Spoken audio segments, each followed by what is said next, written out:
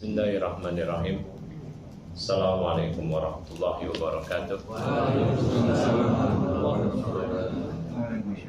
Alhamdulillahi wassalatu wassalamu ala rasulillah wa ala alihi wa sahbihi wa sallama tasliman katsira.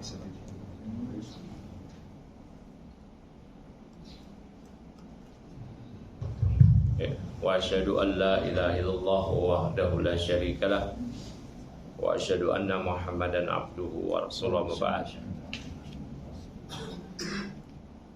Jamaah kaum muslimin, a'azana Allah iyyakum.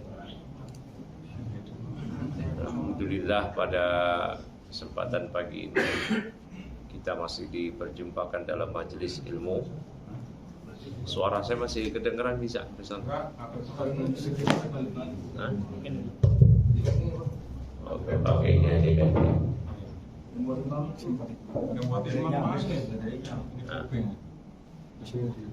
Ya.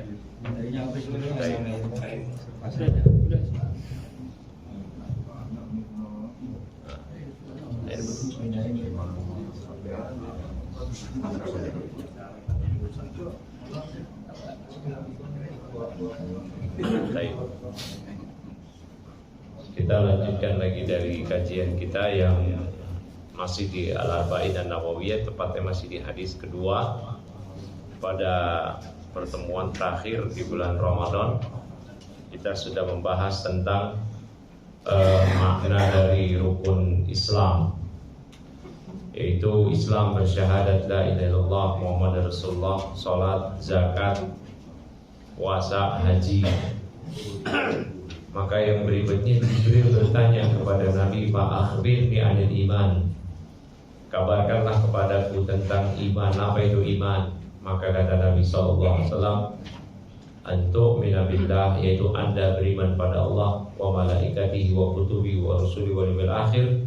Anda beriman pada Allah, malaikatnya, kitab-kitabnya, rasulnya, dan hari akhir. Ditambah lagi wa tu'mina bil qadari khairi wa syarri, dan anda beriman kepada takdir yang baik atau yang buruk. Nah, ini bahasan kita mengenai rukun iman.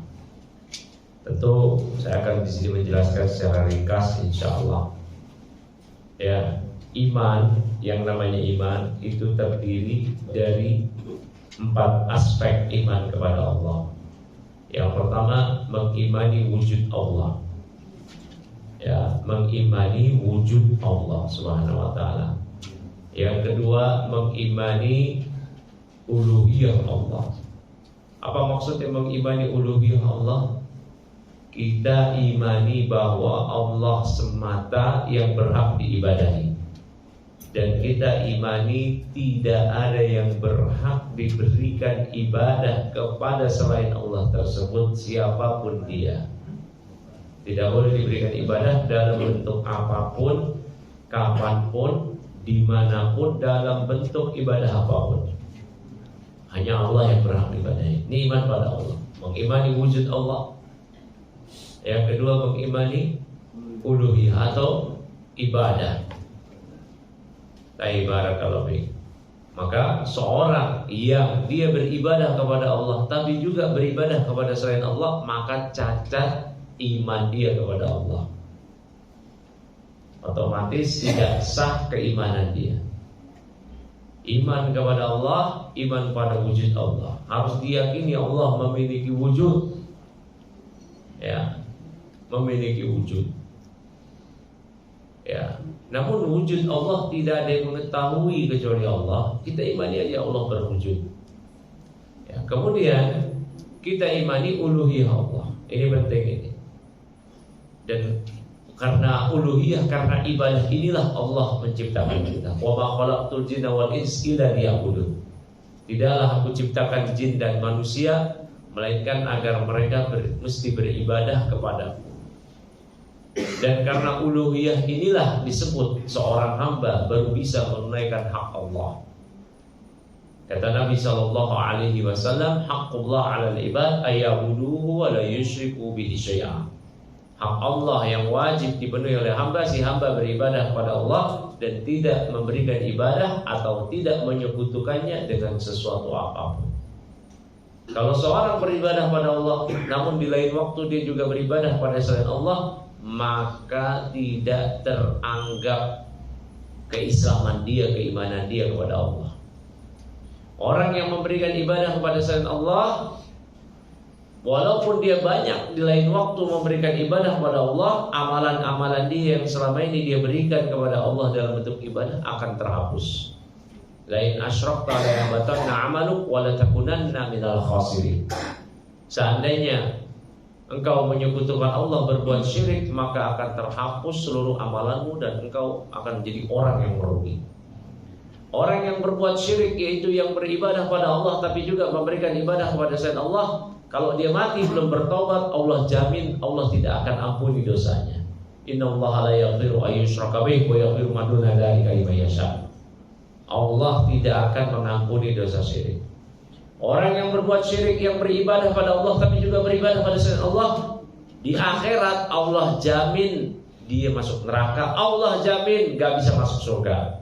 Innahu may yusyrik billah faqad harramallahu alaihi jannah wa ma'wahu an-nar wa ma lidh-dhalimin min ansar. Sesungguhnya orang yang berbuat syirik, maka Allah haramkan surga bagi dia dan tempat dia tidak lain di neraka, dan Allah menjamin bahwasanya orang yang syirik ini di neraka nggak akan ada penolong sedikit pun. Banyak sekali ayat-ayat Al-Quran yang menerangkan kepada kita mengenai hal ini. Ya, salah satu bentuk perbuatan syirik, kalau nggak dikasih contoh masih bias. Apa sih syirik? Apa sih syirik? Saya kasih contoh. Salah satu perbuatan syirik yaitu yang memberikan ibadah kepada selain Allah, memberikan sesaji, tumbal kepada arwah leluhur, kepada jin, kepada penunggu ini, kepada Mbah Wong Rekso, kepada Nyi Roro Kidul. Entah dalam bentuk kepala kerbau, hasil bumi, panen, kopi, telur buat jin yang ada di sawah-sawah, atau bahkan dalam bentuk yang paling ringan yang di mata manusia tidak berharga, tidak bernilai karena nggak ada yang mau beli, yaitu seekor lalat. Kalau diniatkan untuk diberikan kepada selain Allah dalam bentuk sesaji dengan penuh harapan agar terkabulkan, atau karena ada rasa takut nanti akan mendapat petaka kalau tidak memberikan sesaji, maka itu sudah tergolong syirik, pelakunya musyrik. Batal Islamnya, batal imannya. Walau amalan dia selama ini banyak. Kata Rasulullah SAW, ya, dakhala jannah rajulun fi dzubabin wa dakhala nara rajulun fi dzubabin. Ada seorang yang masuk surga karena seekor lalat, ada seorang yang masuk neraka karena seekor lalat. Gara-gara lalat, bukan gara-gara kepala kerbau, hasil bumi, kopi, telur, dan sesaji-sesaji yang lain yang dinilai berharga. Enggak, ini karena lalat, Bapak Ibu. Siapa yang mau dilalat? Enggak ada yang mau. Ya. Kayak kayak Rasulullah tanya para sahabat, gimana ceritanya kok bisa ada orang masuk surga, masuk neraka karena lalat? Kata Nabi sallallahu alaihi wasallam, marra rajulani ala qaum wa lahum salamun.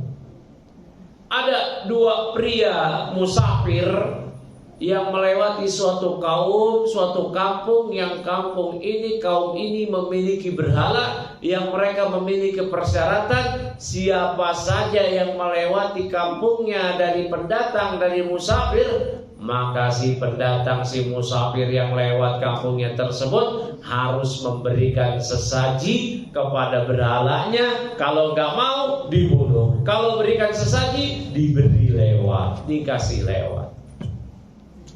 Maka diantara dua pria, dua musafir, dua pendatang ini dicegat salah satunya, kemudian diminta, dipaksa untuk memberikan sesaji kepada berhala mereka. Korek, ayo berikan sesaji. Mana sembelihanmu? Mana sesajimu untuk berhala kami? Kata orang tadi, ma'indi syai'i uqarrib, saya enggak punya untuk saya berikan sesaji kepada berhala kalian. Orang kampung gak bisa nakal, mereka cuma minta beri sesaji apa aja. Qarrib walau dzubaban, berikanlah sesaji walaupun dalam bentuk seekor lalat. Akhirnya dia berikan sesaji kepada berhala kampung tadi dalam bentuk seekor lalat. Dikasih lewat, kata Rasulullah SAW, wadah kholat nar, dia masuk neraka. Na'udzubillah. Tersisa satu orang. Sama orang kampung juga mengatakan sebagaimana yang mereka katakan pada orang yang pertama.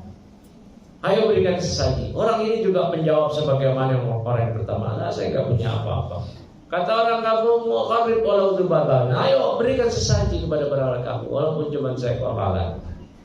Orang ini mengatakan, amma ana la uqarribu dunallahi azza wa jalla. Adapun saya nggak akan memberikan sesaji kecuali kepada Allah azza wa jalla.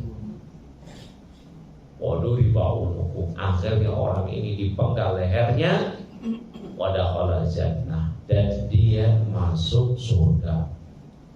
Lalat pak, gimana yang memberikan sesaji? Kepala kerbau, hasil bumi, hasil panen, ngasih tumbal, bangun rumah, bangun jalan biar lancar, tumbal, kasih pala sapi. La ilaha illallah. Kasih telur, kasih kopi. Mau hajatan, panggil bang hujan. Bang hujannya nanti kasih persembahan nggak banyak, cuman bawang gitu.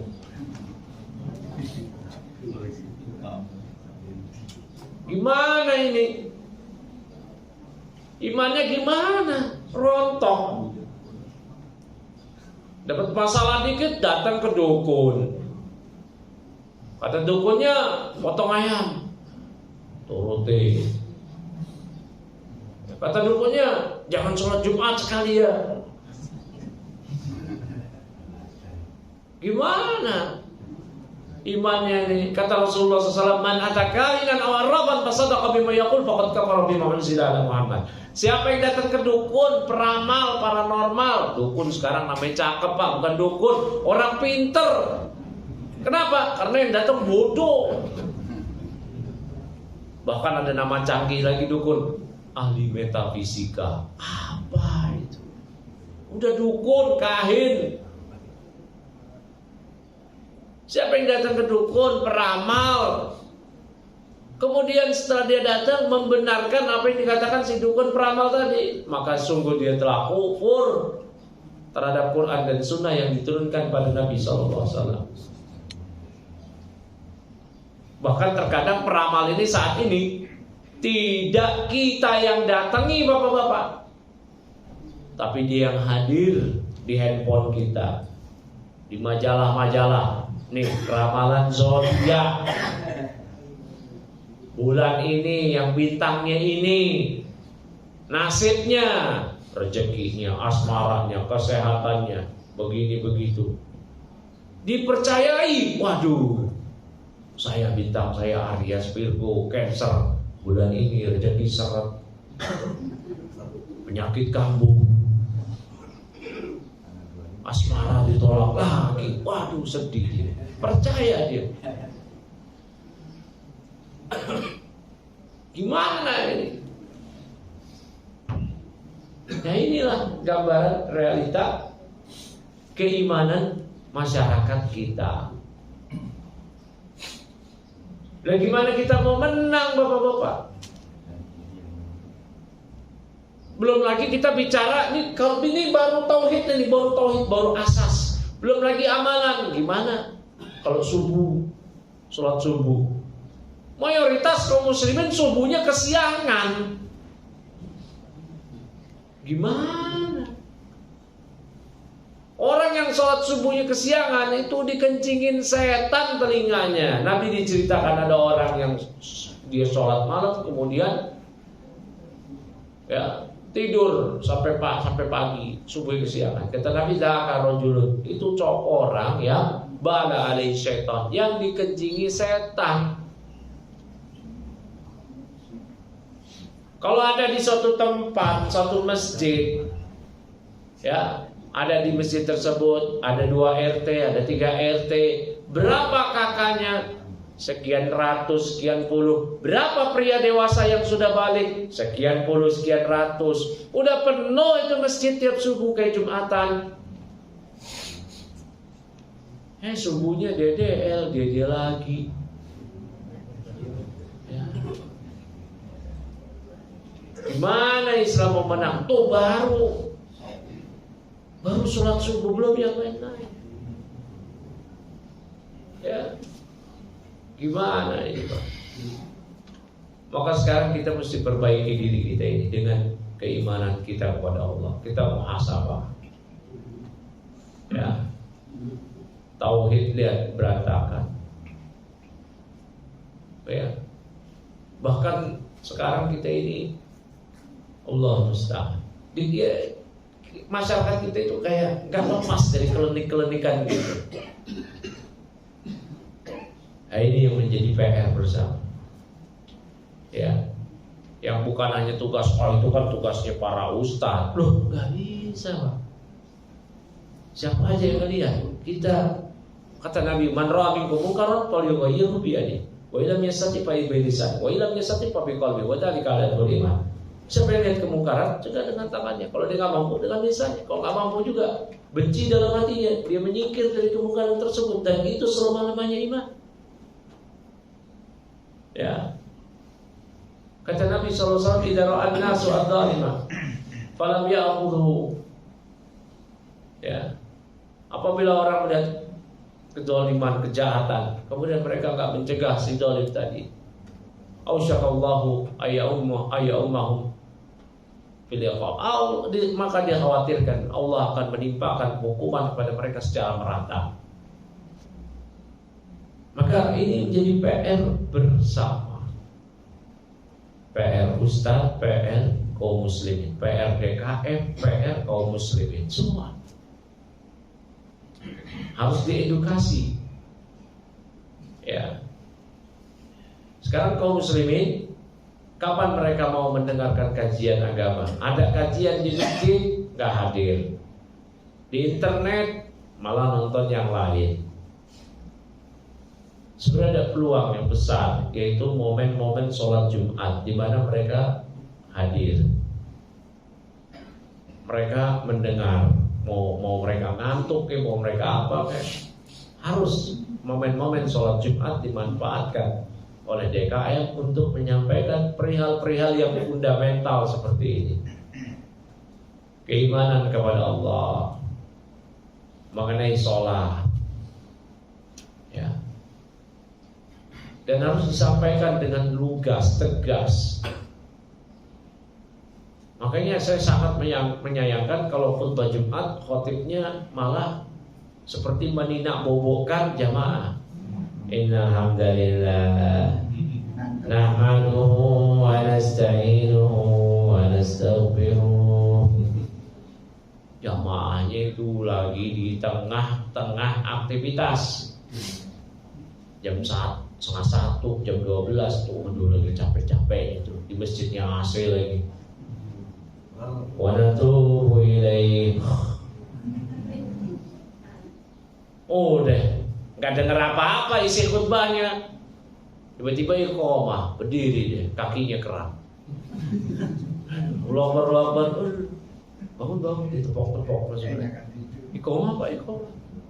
Nggak tahu dia isi khutbahnya apa.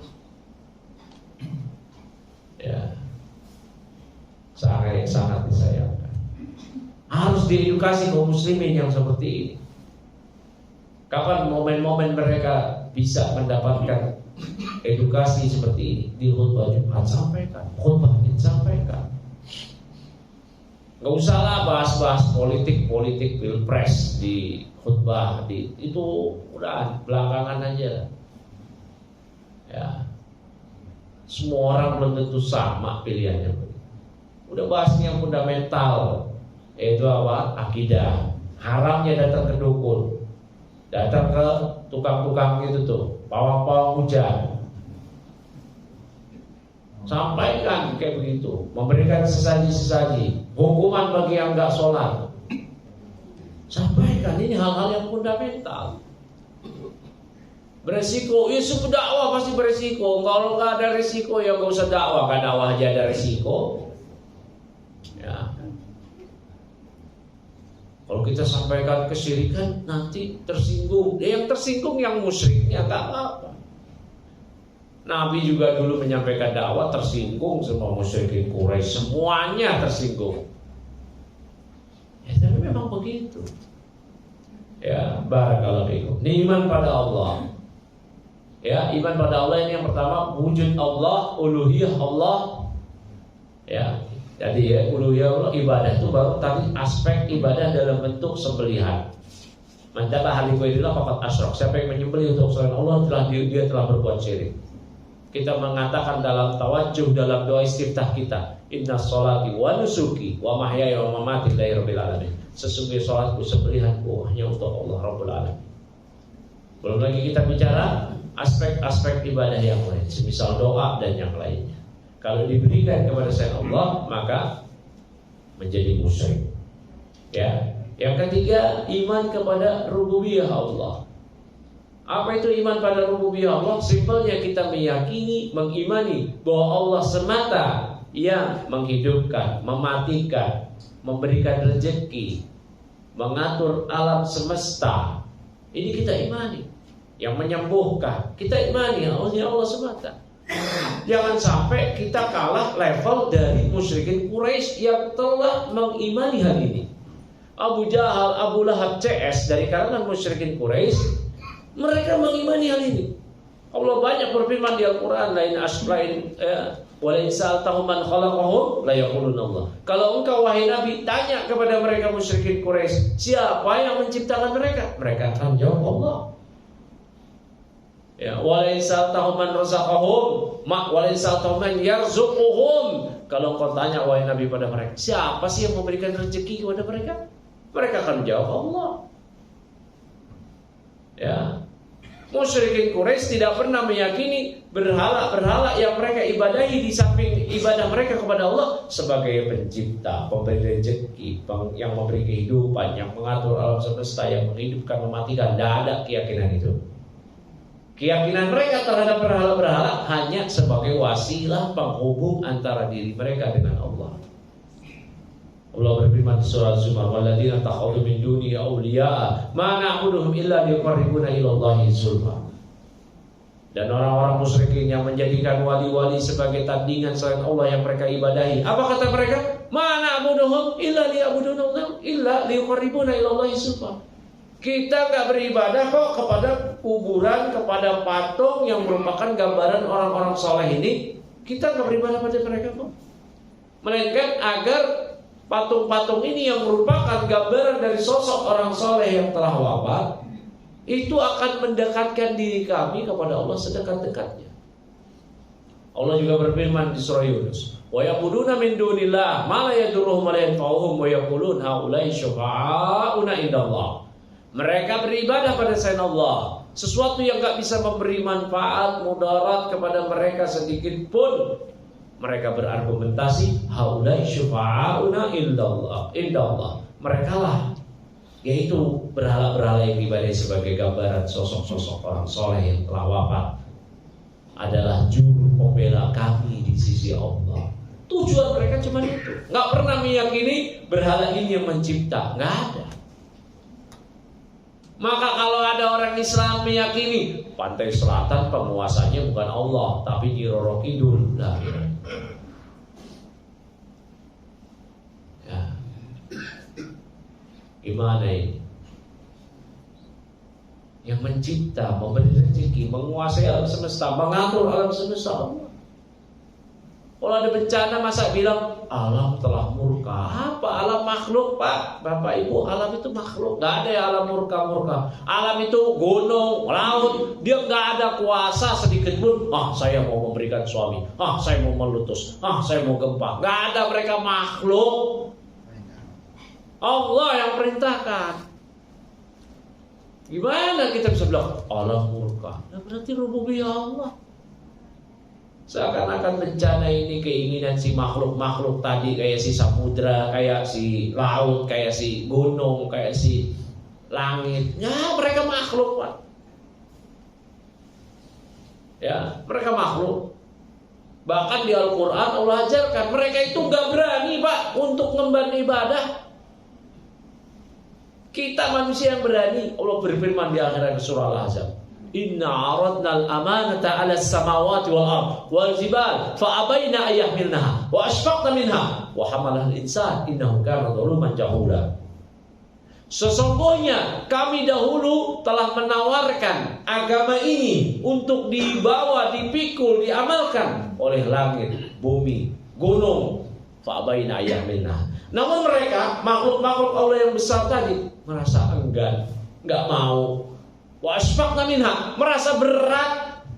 Wa hamalahal insan, namun berani dipikul oleh manusia.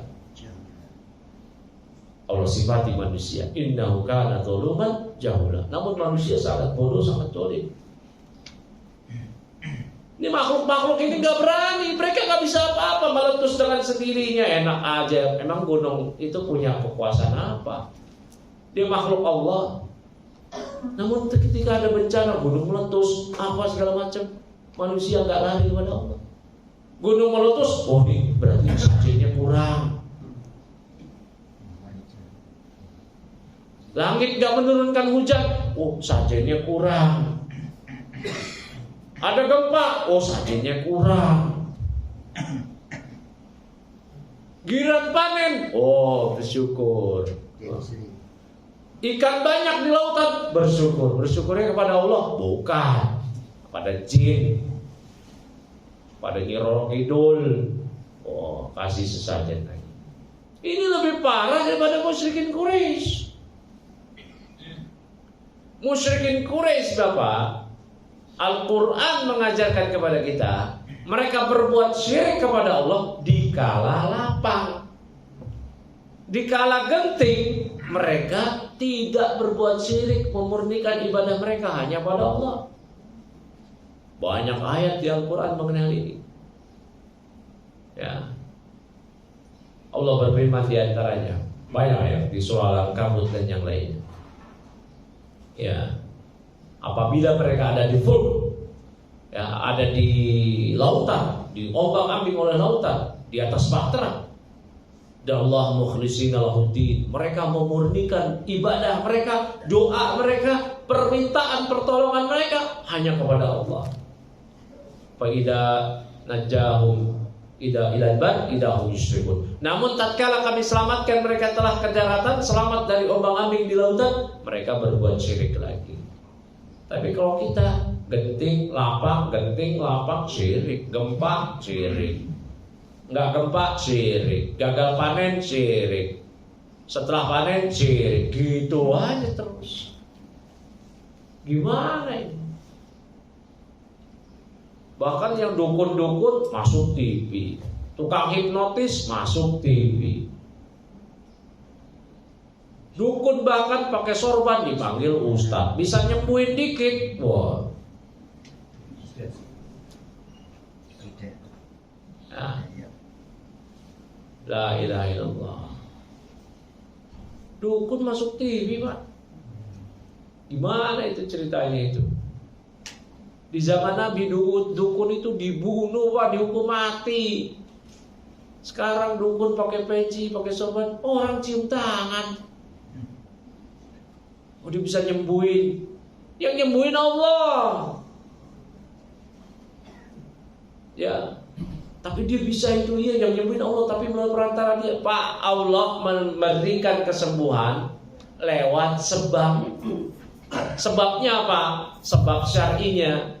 Sebab syar'inya itu yaitu kalau kita sakit minum obat, ke dokter, rumah sakit, herbal, bekam, pijit, apa kek, pokoknya sebab. Ya.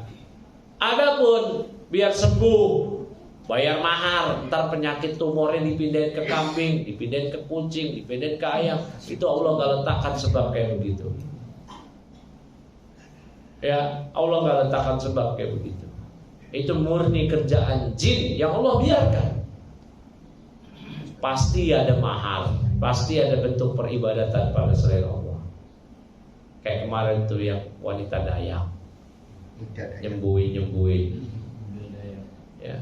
Tidak bisa cukup. Ini yang nyembuhin Allah, ini cuma ikhtiar. Ikhtiar kita mesti di atas landasan syariat. Ya. Ada gempa, ikhtiar nih biar nanti gak gempa apa? Ngasih sesaji. Lah ikhtiarnya apa kayak gitu? Ya. Barakallahu fikum. Ya. Nah, yang berikutnya iman pada Allah yaitu mengimani asma dan sifat Allah, nama-nama dan sifat Allah. Kita yakini sifat-sifat Allah tidak sama seperti sifat makhluk, walaupun memiliki kesamaan nama. Karena kesamaan nama tidak berarti menunjukkan kesamaan hakikat. Makhluk sama makhluk aja sama nama sifatnya, berbeda hakikatnya. Hewan punya wajah, hewan punya kaki, manusia punya kaki, punya wajah. Sama enggak? Beda. Namanya sama, hakikatnya beda. Apalagi ya antara sifat Allah dengan sifat makhluk. Barakallahu fikum. Kemudian beriman pada malaikat. Nah, beriman pada malaikat kita imani semuanya. Al-imanu bi annahu khalqun min khalqillah. Ya, khuliqu min nur. Kita imani mereka makhluk di antara makhluk Allah. Mereka diciptakan dalam cahaya, dari cahaya. Ya. Kita imani semua. Kita imani malaikat yang Allah sebutkan nama-namanya di Al-Qur'an secara rinci beserta tugas-tugasnya. Dan kita imani malaikat-malaikat yang tidak disebutkan oleh Nabi SAW atau oleh Allah di Al-Quran, nama-nama dan tugasnya. Jangan seperti orang Yahudi yang beriman pada malaikat kecuali Jibril. Ya. Salah satu alasan ngelesnya orang-orang Yahudi untuk tidak beriman kepada risalah yang dibawa oleh Nabi kita Muhammad SAW, karena mereka bertanya, siapa yang membawa wahyu kepada Muhammad? Jibril. Oh, Jibril musuh kita. Oh, mau gitu. Mereka memusuhi Jibril. Ya, iya dan billah. Ya. Maka keimanan kepada malaikat ini adalah syarat mutlak dari orang bisa disebut sebagai orang yang beriman kepada Allah. Mengingkari Jibril atau mengingkari sebagian malaikat-malaikat yang lainnya, berarti itu adalah kekufuran dan cacat iman dia kepada Allah. Kemudian beriman kepada Rasul. Ya, beriman pada Rasul itu at-tasdiq wal iqrar bi anna Allah astafa min al-bashar rusulan wal anbiya yahduna an-nas ilal haq. Ya. Nah, kita membenarkan, menetapkan bahwasanya Allah telah memilih ya dari manusia ini sebagai seorang rasul, sebagai seorang nabi yang memberikan petunjuk. Ya. Baik, dan kita imani semua nama-nama yang dirinci di Al-Quran maupun dalam hadis, kita imani semua. Namun kita hanya mengikuti syariat Nabi Muhammad SAW.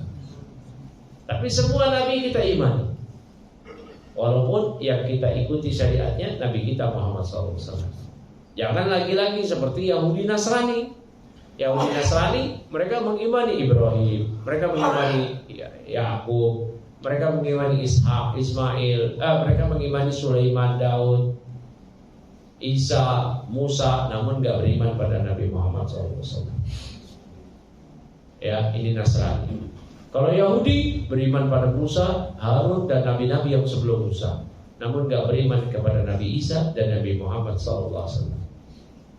Ya, kita ini mengimani semuanya. La nufarriqu baina ahadin min rusulih. Kita tidak membeda-bedakan keimanan kepada salah seorang pun dari kalangan rasul-rasulnya. Ya. Kemudian yang berikutnya ya, kita beriman pada hari akhir. Ini yang kelima. Beriman pada Allah, malaikatnya, ya, kitabnya, rasulnya. Yang kelima, beriman kepada hari akhir. Ya, itu kita mengimani, menetapkan keterangan yang terdapat dari Al-Quran dan Sunnah akan adanya hari akhir, dibangkitkan, dihisab, dibalas dengan surga dan neraka dan keabadian surga dan neraka. Nah, ini poin pentingnya ini.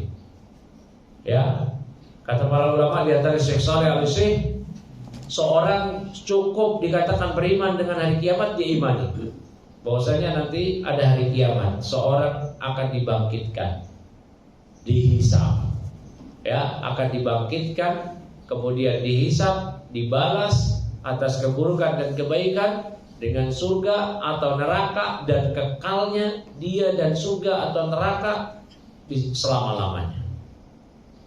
Ya, ini batas minimal. Ya, ada pembahasan lain mengenai apa? Haud, telaga Nabi.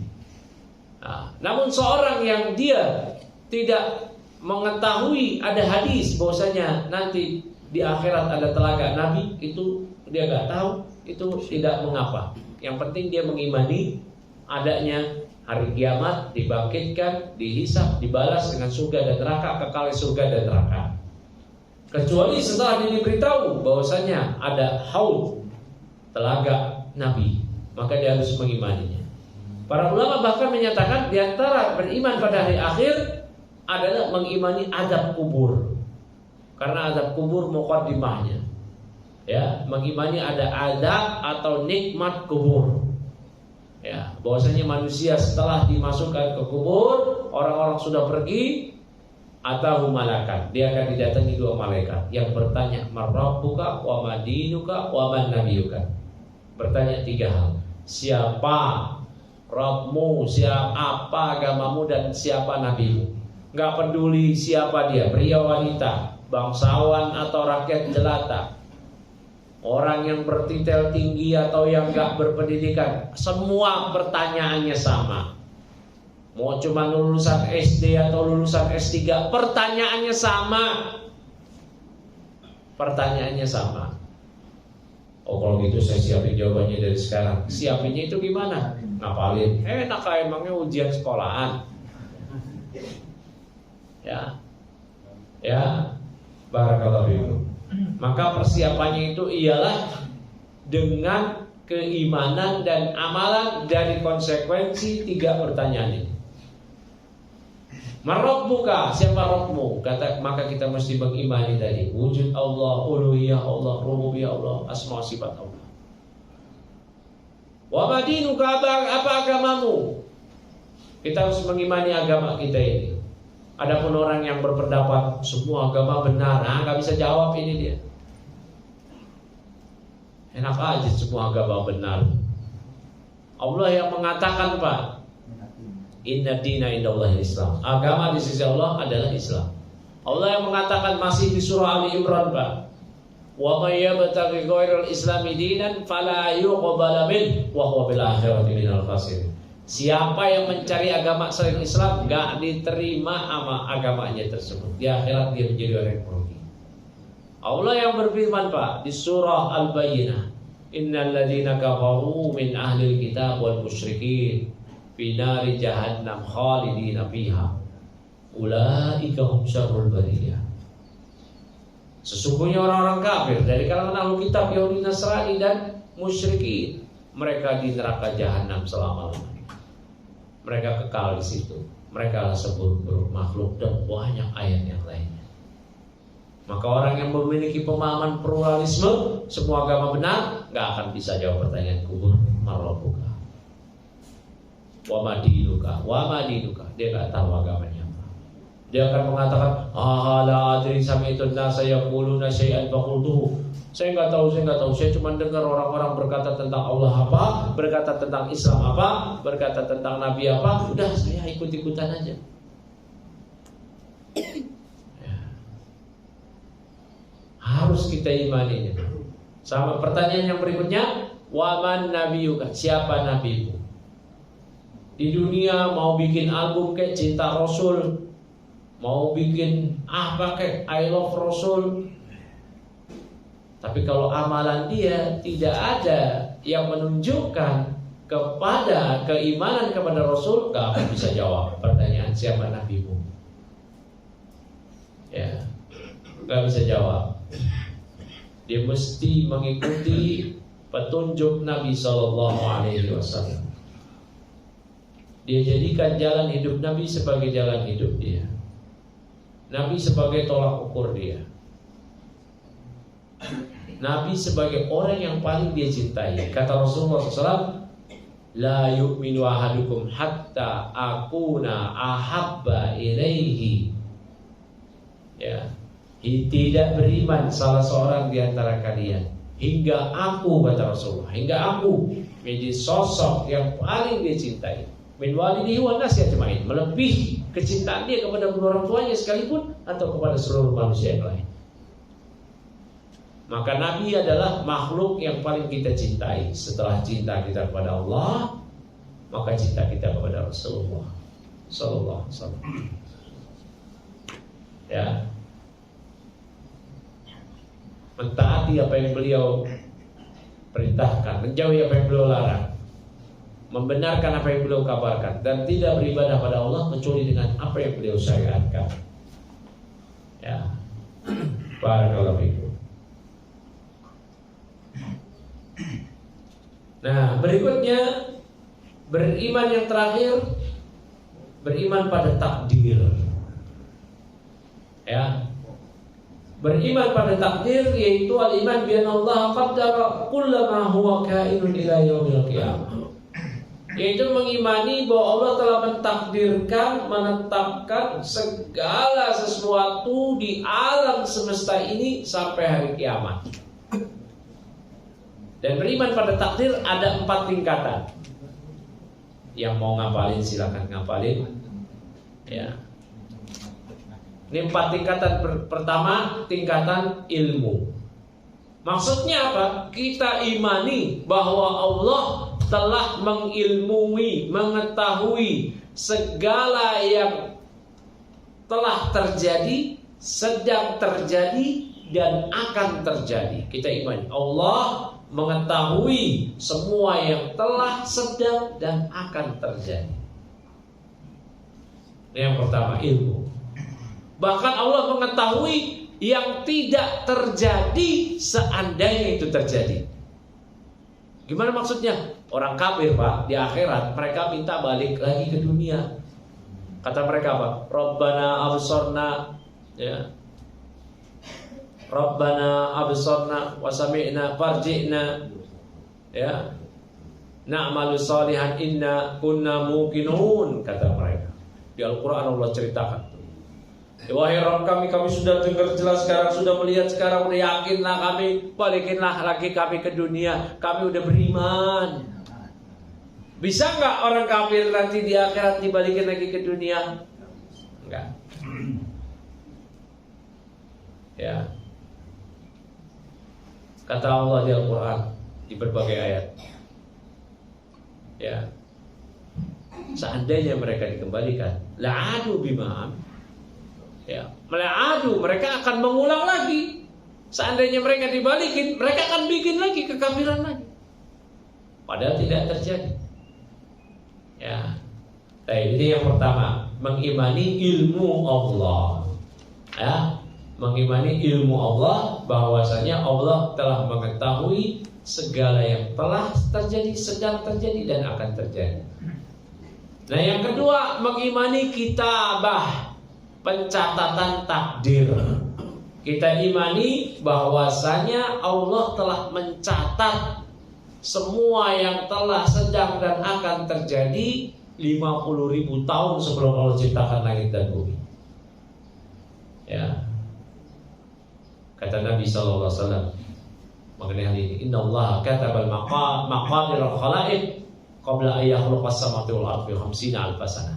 Allah telah mencatat takdir makhluk semuanya 50.000 tahun sebelum Allah ciptakan langit dan bumi. Ketika Allah ciptakan pena, Allah ciptakan kolam yang mencatat takdir, pena yang mencatat takdir. Kata kolam, kata pena, kata Allah kepada pena, uktub, tulislah. Kata pena, aktub, apa yang aku tulis ya Allah? Ini belum ada langit dan bumi. Kata Allah, uktub ila ma huwa kainun ila labad. Tulislah semua yang akan terjadi sampai akhir masa. Maka dicatat semua takdir sampai takdir kita lagi duduk pagi ini. Semuanya, nggak ada yang terluput, nggak ada yang terlewat, nggak ada. Semuanya. Dan kata Rasulullah SAW dalam hadis Ibnu Abbas, rufi al-qalam wajab fatisuhu. Pena telah diangkat Pena catatan takdir telah diangkat dan lembaran-lembaran yang menjadi catatan takdir yaitu Lauhul Mahfuz telah mengering. Artinya nggak ada lagi revisi dari takdir. Ya, makanya nanti jangan dipahami kalau ada hadis. Ya, siapa yang suka dipanjangkan umurnya, dibentangkan rezekinya, waliyasil rahimah, silakan disilaturahmi, kan begitu. Nah, bukan maknanya misalkan di takdir, di catatan takdir rezeki saya tahun ini sekian, tahun ini karena saya silaturahmi jadi nambah. Bukan begitu.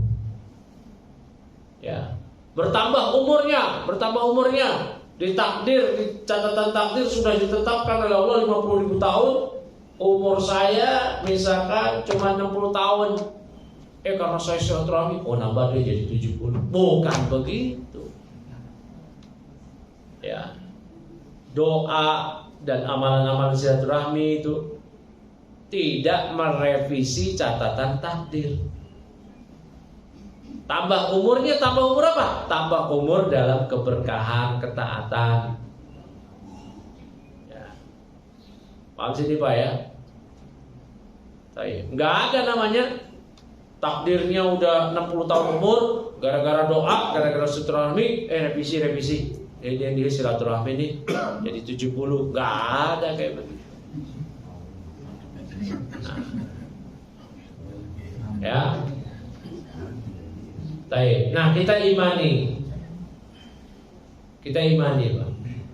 Allah telah, ini yang kedua, kitabah, catatan takdir. Yang ketiga, mengimani masyiah. Apa itu masyiah? Kehendak Allah. Maksudnya apa? Kita imani semua yang telah, sedang, akan terjadi, Allah menghendakinya. Allah telah menghendaki.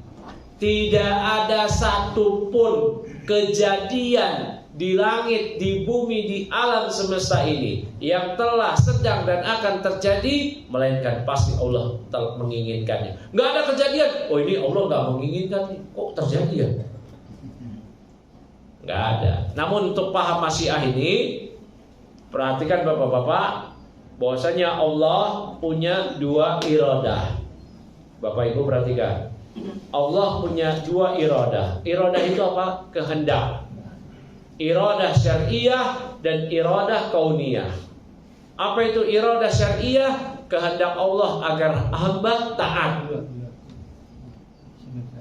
Dan keiradah syariah bisa terjadi, bisa tidak terjadi. Allah menginginkan Fir'aun taat, ternyata nggak terjadi. Fir'aun nggak taat. Dan yang kedua, Allah punya iradah kauniyah. Apa itu iradah kauniyah? Kehendak Allah kepada hamba yang pasti terjadi. Kafirnya hamba, berimannya hamba. Taatnya hamba, maksiatnya hamba. Ya. Allah menghendaki dalam iradah kauniyahnya Fir'aun kafir. Tapi Allah menghendaki dalam iradah syariahnya Fir'aun beriman. Allah utus Musa, idhab ila Fir'auna innahu tagha. Musa pergi ke Fir'aun, dia melampaui batas. Dengan iradah syariahnya Allah menginginkan Fir'aun beriman, tetapi tidak terjadi. Kenapa? Karena iradah kauniyah Allah telah menghendaki Fir'aun kafir.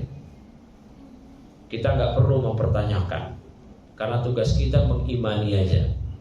Dan kita beramal. Jangan sampai kita jatuh ke dalam takdir yang buruk, kita berdoa aja udah. Ya, jangan sampai nanti jatuh ke dua sekte sesat dalam masalah ini. Pertama, Qadariyah, pengingkar takdir. Yang kedua, Jabriyah, orang yang berpangku pada takdir.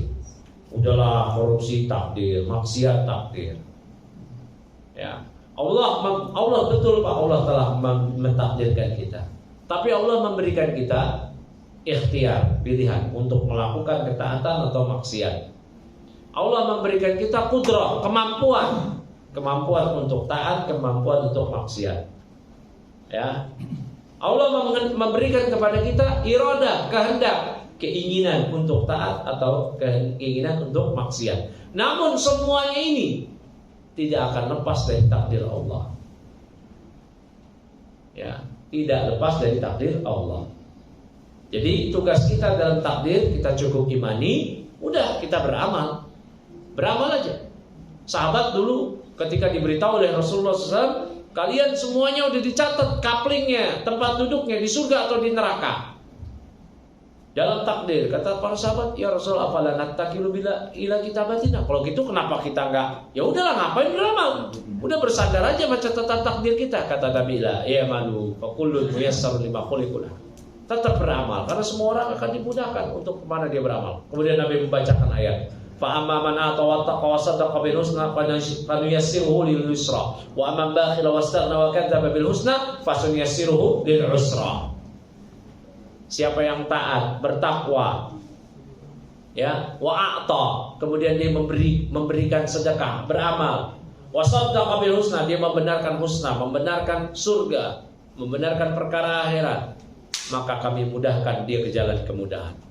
Wa amman bakhila wastaghna wa kadzdzaba bil husna, namun orang yang bakhil, enggak mau beramal, ya, merasa cukup, mendustakan surga, mendustakan hari kiamat, fasaniyasiruhu lil usra, kami mudahkan dia ke jalan kesulitan.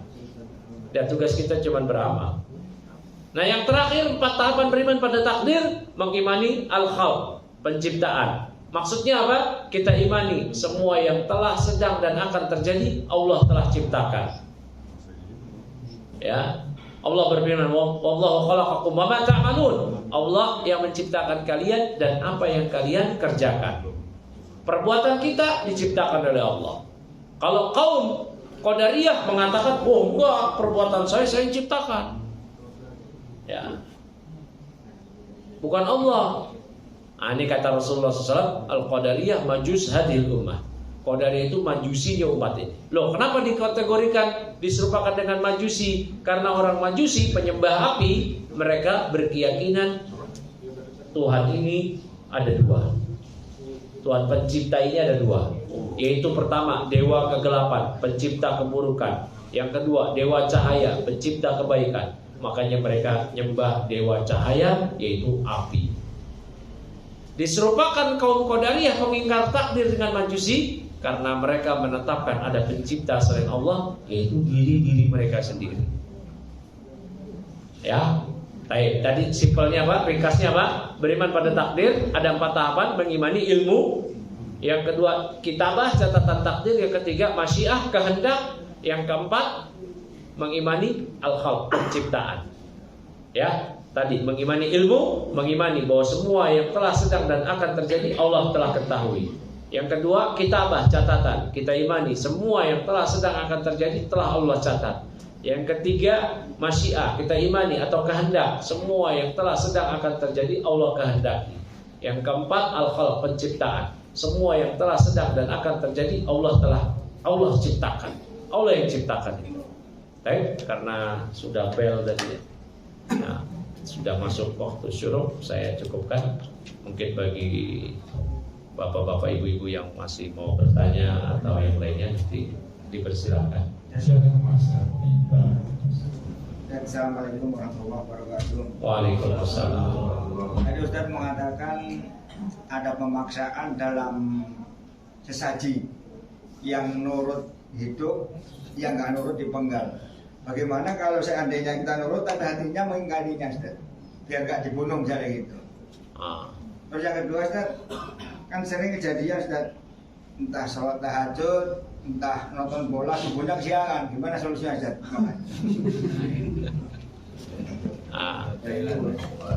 Baik.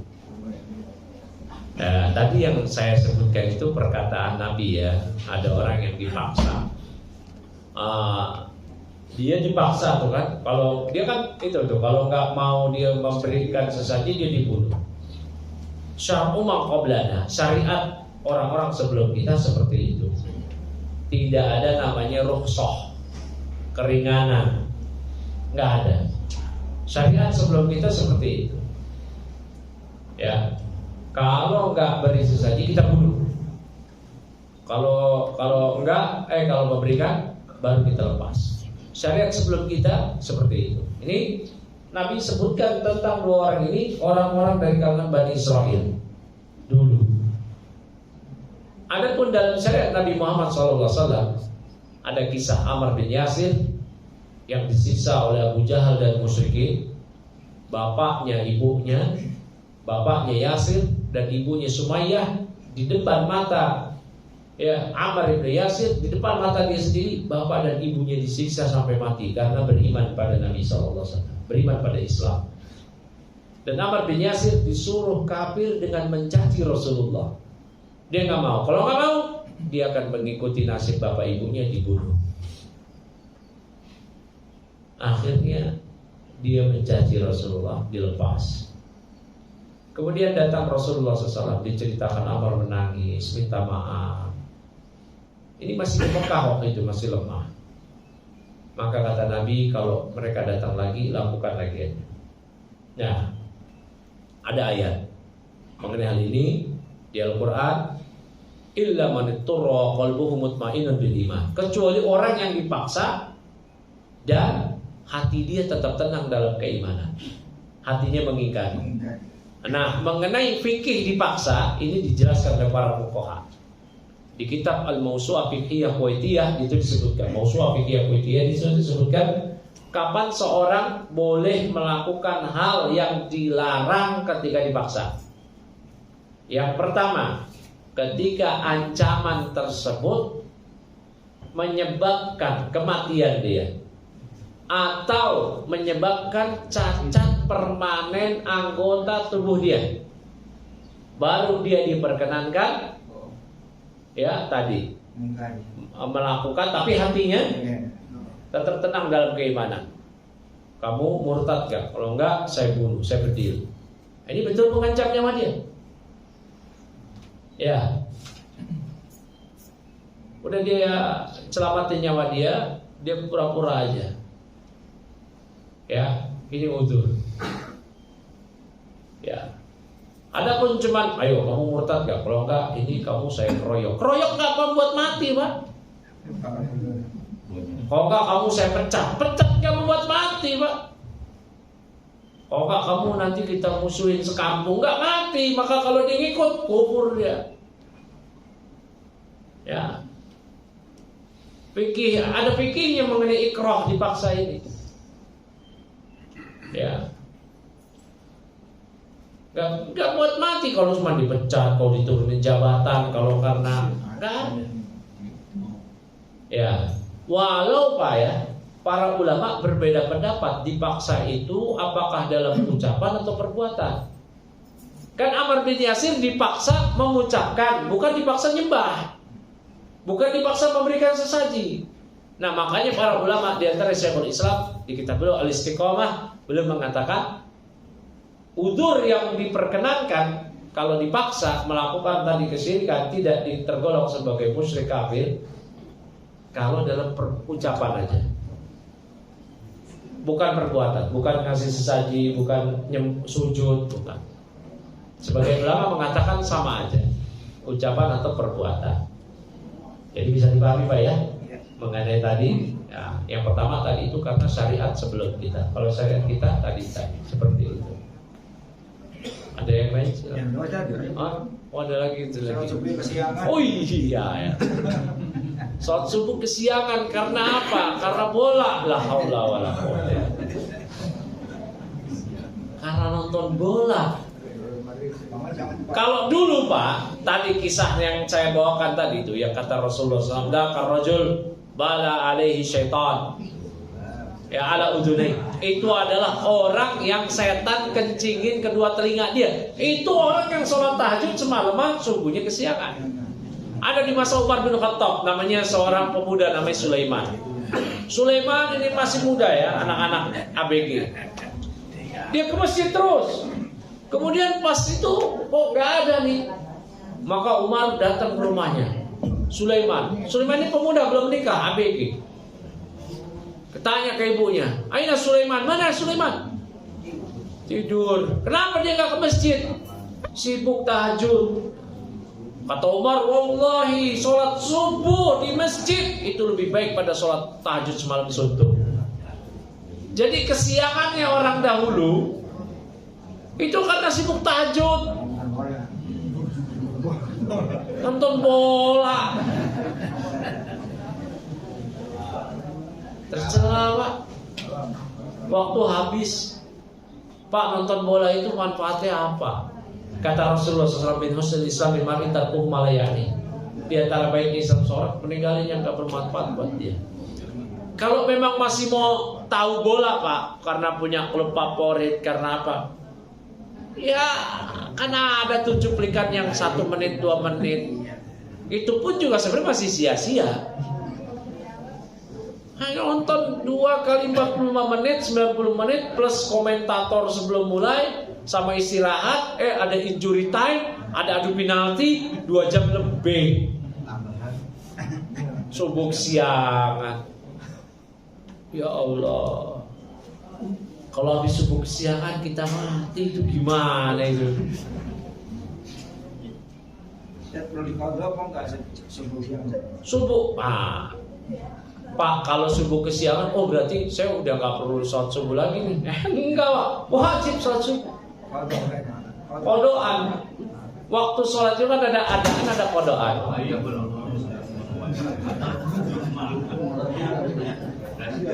Waktu adaan itu terbitnya fajar shodiq sampai terbitnya matahari. Kodoan setelah itu. Iya. Orang bangun jam 9, betul-betul bangun jam 9. Tidur malam bangun jam 9. Wah, udah habis sholat subuh nih. Ya udah enak enggak sholat subuh lah. Enggak, wajib sholat subuh kodoan. Kodok. Gak bisa dia bilang, wah udah kelewat. Pak, hati-hati ninggalin satu sholat. Ya. Madzhab Hanbali Pak mengatakan satu sholat ditinggalkan aja kafir, murtad, keluar dari Islam. Man tarakaha faqad kafara, siapa yang meninggalkannya maka dia telah kafir. Bainar rajuli wasyirki tarkus shalah. Antara seorang dengan kesyirikan pemisahnya ketika dia meninggalkan sholat. Dalam madzhab itu Hanbali mati kafir. Kafir dia kalau dan dia dihukum mati. Kalau dalam madzhab Syafi'i yang mu'tamad enggak kafir tapi wajib dihukum mati oleh pemerintah. Wajib dihukum mati oleh pemerintah. Kalau pemerintah yang hukum mati, dosa pemerintah. Ya, hati-hati Pak, sholat itu hati-hati. Kita menggadaikan sholat gara-gara bola lah, Allah.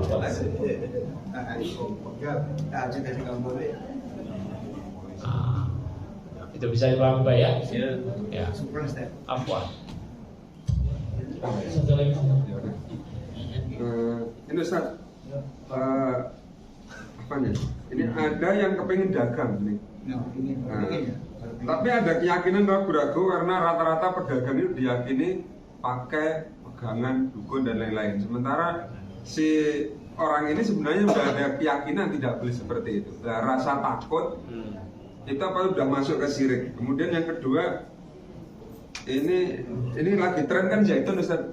Bagaimana sebenarnya sih pelajaran apa yang kita ambil dari zaitun ini, terus sebenarnya sikap kita ya termasuk para jamaah yang awam-awam ini kan sekarang informasi apapun sudah bisa kita akses ya.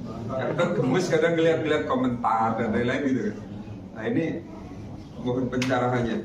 Kemudian yang ketiga ini apakah pelaku syirik itu sama hukumnya nantinya bagaimana ya?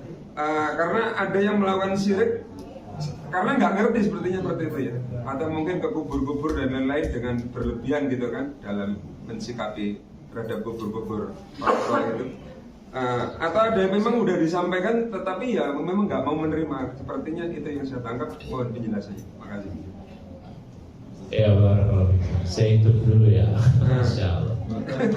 Ya zaitun ini intinya mereka sesat. Ya apalagi ada madzhab Soekarno. Nah, madzhab Soekarno. Madzhab itu Syafi'i, Hanbali, Maliki, Hanafi, Soekarno. Nah, Soekarno itu negarawan. Ya. Dia itu bukan ahli agama, ustadz bukan. Ustadz aja gak bisa jadi sebagai madzhab, apalagi bukan. Ya. Tapi barakallahu fikum. Ini yang pertama, yang kita mulai dari itu. Intinya dia sesat menyesatkan. Gak perlu digubris atau segala macam. Yang kedua, dagang tapi apa tadi pakai? Iya, ada keyakinan sebenarnya tentang syirik, tapi tetap ada rasa takut mau dagang karena rata-rata main dukun gitu. Soalnya ada ketakutan yang akan mengenai si pelaku yang ingin dagang. Ini masih masuk kesyirikan atau bukan? Ada rasa takutnya. Dia takut. Kalau kesyirikan itu, Pak, kesyirikan itu kalau dia memberikan ibadah pada selain Allah atau datang ke dukun tadi, orang-orang yang pakai penglaris itulah yang syirik. Terus dia nggak mau dagang, waduh, di sini pada pakai dukun semua, atau saya dijailin, saya nggak mau. Dia tidak tergolong melakukan syirik. Ya, cuman dia kurang aja keyakinannya. Ya, dia harus tawakal pada Allah. Ya, tawakal, tapi dia tidak tergolong syirik. Yang syirik tadi ya Pak, main penglaris gitu semua. Nah, yang berikutnya yang melakukan kesyirikan. Ya, yang melakukan kesyirikan zaman sekarang ya, Al-Quran telah turun hujah, Rasulullah SAW telah diutus, itu hujah. Apalagi sekarang sarana prasarana informatika, telekomunikasi, dari ilmu-ilmu agama mudah diakses. Tapi dia nggak tahu itu syirik. Dia salah dia sendiri. Ya, dia nggak mau belajar. Jangankan ini Pak Rasulullah SAW bapaknya namanya Abdullah, anaknya belum lahir. Anaknya yang itu anaknya adalah Nabi. Bahkan si Abdullah bin Abdul Muttalib ini meninggal ketika anaknya masih dalam kandungan istrinya Aminah. Jadi belum dapat dakwah Rasulullah, tapi dia baru dapat dakwah risalah Nabi Ibrahim. Yang orang musyrikin Quraisy beragama dengan risalah Nabi Ibrahim. Kan orang musyrikin mengklaim mereka berada di atas agama Nabi Ibrahim. Haji, umroh mereka juga, walaupun hajinya telanjang, tawafnya. Ketika Rasulullah SAW ditanya oleh seorang sahabat, yang seorang sahabat ini bilang, wahai Rasulullah, bapak saya dulu musyrik, tapi dia silaturahmi, tapi dia suka bantu orang. Gimana? Kata Nabi SAW, inna abi wa abaka finnar. Sesungguhnya bapakku dan bapakmu di neraka. Kalau bapaknya bapak orang tadi, oke lah, sudah ada dakwahnya Rasulullah, dia musyrik. Bapaknya Nabi, belum tahu. Ya, Belum tahu juga. udah tahu agama kan ada risalah Nabi Ibrahim. Ya, ada risalah Nabi Ibrahim. Setelah Rasulullah SAW diutus, terhapus itu semua, mesti ikut syariat Rasulullah SAW. Ya, makanya kata para ulama di antara Syekh Shalih Al-Fauzan, ketidaktahuan ini ilmu terjahil. Sampai kapan ketidaktahuan ini? Ya, sampai kapan? Sarana informasi telah ada. Loh, dia yang berpaling. Ya, dihukumi musyrik seperti itu. Dan ini fatwa para ulama lajnah daimah yang seperti itu. Ya, udzur hanya diberikan bagi pelaku kesyirikan yang tidak ada masa kenabian. Dia hidup di tengah ketiadaan masa kenabian. Nabi sebelumnya telah wafat dan nabi berikutnya belum hadir. Ya. Nanti orang-orang seperti ini di akhirat dikumpulkan disebut ahlul fatrah. Orang gila, kafir dia, orang gila nih. Orang gila, orang tuli, dan orang yang hidup di masa pertengahan kenabian, gak dapat risalah Nabi sebelum maupun setelahnya. Orang gila, orang tuli, di akhirat nanti disebut ahlul fatrah. Di akhirat mereka akan ditempatkan dan di al-araf. Mereka akan diuji oleh Allah. Misalkan ada orang gila nih, orang gila di Amerika, kan Nasrani tuh. Di dunia dihukumi Nasrani. Di dunia dihukumi Nasrani. Di akhirat gimana? Kita nggak bilang dia pasti masuk neraka. Orang dia gila kok.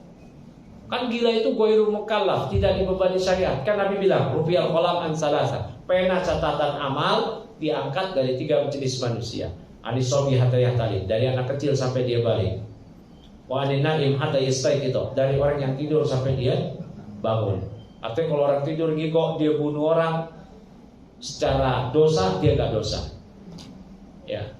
Wa anil majnun hatta yakin, dan dari orang gila sampai dia waras. Ini orang kafir di Amerika, dia gila dia. Wah, banyak tuh orang kafir yang gila. Ya. Atau orang yang gila ada di kita, nggak sholat, nggak apa. Di dunia orang kafir yang gila dihukumi aja dia kafir. Tapi di akhirat kita nggak hukum, nggak nyatakan dia pasti masuk neraka. Nanti ditempatkan mereka di Al-Araf, diuji.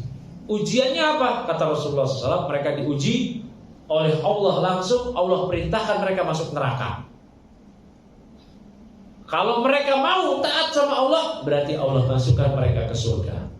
Kalau nggak mau, Allah betul dimasukin ke neraka. Karena ini langsung Allah yang perintahkan. Allah nggak utus Rasul, Allah nggak utus Nabi. Ini Allah yang langsung perintahkan. Allah yang langsung perintahkan aja mereka nggak mau, ya udah. Nah, nanti orang gila itu waras semua di akhirat. Nggak ada orang gila yang di akhirat tetap gila, nggak ada. Nggak ada tuh namanya gila dunia akhirat tuh nggak ada. Gila dunia akhirat. Di akhirat waras semua. Nah. Ya, baik barakallahu. Bisa dipahami ya? Baik, cukup kali ya. Iya, betul.